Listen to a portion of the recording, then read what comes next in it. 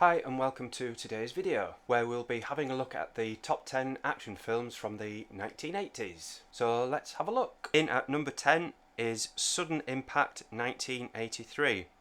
The pickings were slim in 1983, with a lot of cinematic action appearing in listless science fiction movies, still trying to cash in on the Star Wars boom. But Clint Eastwood did provide fans with another offering in the reliable Dirty Harry series. Sudden Impact is far from the best Dirty Harry sequel. At number 9, it's Robocop 1987.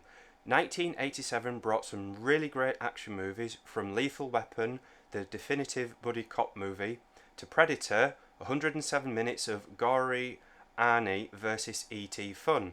But the pinnacle of the year's action cinema is arguably Robocop. In at number 8 is Lethal Weapon 2 1989.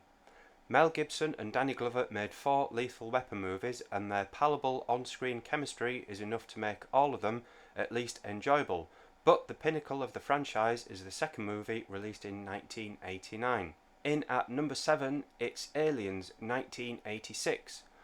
When James Cameron was hired to write a sequel to Ridley Scott's terrifying sci-fi masterpiece Alien, he knew he couldn't write a follow-up that would stand alongside its predecessor as one of the greatest horror movies ever made.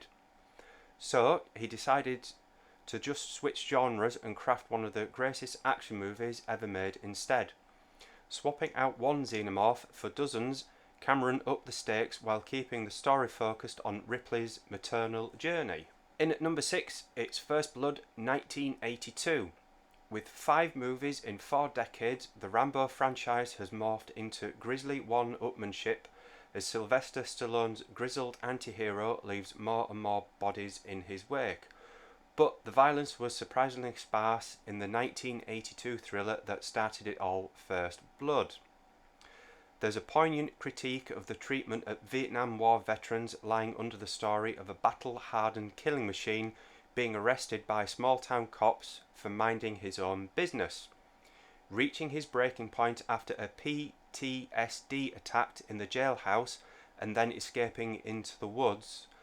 As the manhunt begins, the cops are hell-bent on killing Rambo, even though he is trying his best to avoid taking any lives. In at number 5, it's Police Story 1985. Jackie Chan is a great director of action movies. A well-known perfectionist, he demands dozens of takes until they get the perfect shot. But he is also right there in front of the camera, doing his own stunts over and over again. If he can keep up that pace, it's not unreasonable of him to expect the same from his cast and crew. And the result of this perfectionism is pitch-perfect action movies like Police Story, filled with daring stunt work, inventive staging and wall-to-wall explosive action. In at number 4, The Empire Strikes Back 1980. Although the 80s would go on to bring some of the greatest movies the action genre has ever seen, it started off pretty slow in 1980, with cash-in sequels like Smokey and the Bandit 2 and Any Which Way You Can dominating the year's action-packed offerings. The best action of the year was appearing in high-concept blockbusters like Superman 2 and The Empire Strikes Back. As both the darkest chapter in the Star Wars saga and its crowning jewel, Empire is easily 1980's best action movie and is many Star Wars fans' favourite entry in the franchise. In at number 3, it's The Terminator 1984. There have been a lot of jokes about how James Cameron gave Schwarzenegger the perfect role for his acting abilities because it's an emotionless cyborg. But it's undeniable that Arnie played this role perfectly, bringing to life one of the action cinema's most iconic villains. The aesthetic of The Terminator falls into the tech-noir category, telegraphed by the name of the nightclub, taking the hard-boiled grit of the film noir and giving it a sci-fi makeover with an ominous message about the dangers of artificial intelligence. In at number 2, it's Raiders of the Lost Ark 1981.